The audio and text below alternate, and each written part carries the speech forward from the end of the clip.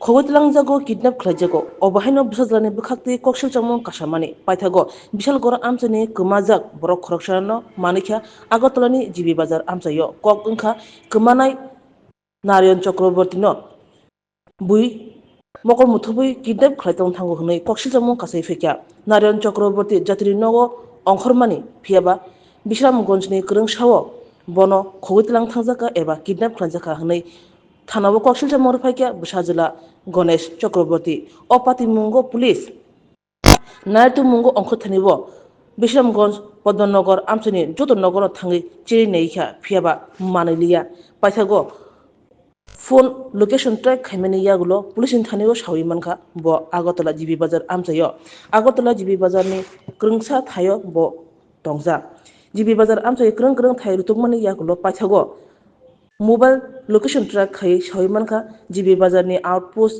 आमचायो न तंजाक नारायण चक्रवर्ती पाइथागो पुलिस थांगै रमितबि फाइका तै पुलिस सका अपाति मुंगो मुसुसु कक हुजाक तंगै मानो हाइनि बे पुलिस ताबो चेने मुंगो अंखरजाक अबहायना सका पुलिस সেটা হচ্ছে গতকালকে রাত্র প্রায় 10:30টার সময় বিশ্রামগঞ্জ থানাতে বিশালগড় এলাকার একজন ছেলে নাম হচ্ছে গণেশ চক্রবর্তী ও আমাদের থানাতে যায় এবং জানায় যে ওনার বাবা যার নাম নারায়ণ চক্রবর্তী উনি নাকি সন্ধ্যা 4:30টার দিকে আমাদের বিশালগড় থেকে ওনার রিলেটিভের বাড়িতে যাবে বলে বাড়ি থেকে বের হয়েছে এবং উনি ওনার ছেলেকে ফোন করে জানায় যে 6:30টার দিকে ওনাকে বিশ্রামগঞ্জ থানা অন্তর্গত পদ্মনগর এলাকা থেকে একজন ট্রাইবেল মহিলা এবং ট্রাইবেল পুরুষ লোক ওনাকে চোখ বেঁধে কিডন্যাপ করে নিয়ে গেছে এরকম আমাকে অভিযোগ করে।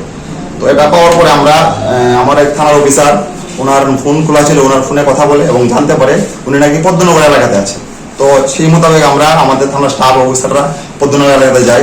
ওখানে আমরা একদম প্রত্যেক বাড়ি বাড়ি তন্ন করে কিন্তু ওনার কোনো খোঁজ খবর পাইনি। পরবর্তী সময় আমরা ওনার ফোনের টাওয়ার লোকেশন নিয়ে আমরা জানতে পারি যে দেখতে পারি আমরা ওনার লোকেশন দেখাচ্ছে জিবি থানার আউটপোস্টের অন্তর্গত একটা বিবেকানন্দ পল্লী আছে ওই এলাকাতে। তো সেই মোতাবেক আমরা বিবেকানন্দ পল্লীর আমাদের জিবি অফিসের স্টাফ পাঠাই, কিন্তু তারা রাত্রে গিয়ে কোনো সুরাহা করতে পারি না, ওনাকে পাইনি। তো আজকে সকালবেলা পুনরায় আমরা ওনার লোকেশন নেই এবং জানতে পারি উনি আমাদের জিবি আউটপোস্টের আন্ডারেই একটা জায়গাতে আছে, এটা আউটপোস্ট থেকে প্রায় 2 কিলোমিটার আরো আগে। তো সেই মোতাবেক আমরা আমার থানা স্টাফ নিয়ে ওখানে যাই, গিয়ে আমরা অনুমান প্রায় 2টার নাগাদ ওনাকে আমরা জিবি বাজার এলাকা থেকে আমরা ওনাকে রিকভার করি।